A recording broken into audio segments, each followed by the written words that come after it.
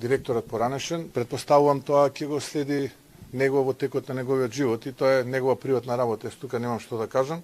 Ние како влада тоа што требаше да го направиме, го направивме и реагиравме веднаш, откако оној нелегален материјал се појави на социјалните медии. Се согласувам дека се работи за момент на слабост. Може би Мицика знае нешто повеќе од нас. 100% знае. Но, ако на таа позиција се става човек со сериозен кредибилитет и интегритет, и ова е најкредибилниот и човекот со највисок интегритет кој што сте можеле да го најдете помеѓу вашите кадри, може да замислам какви се другите. Немал само еден момент на слабост. Има повеќе моменти на слабост, така е, знае Христијан за што збори.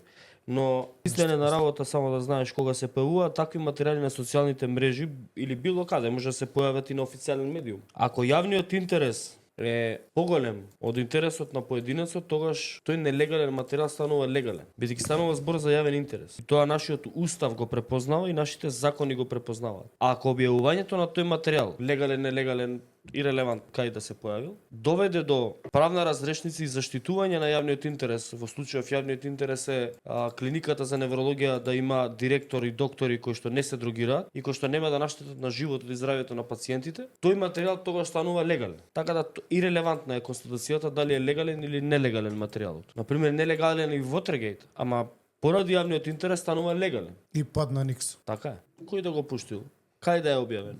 Без разлика. Дури на официјален медиум да бил објавен, дури да бил на сител, например, објавен. Овој материјал би станал легален поради јавниот интерес.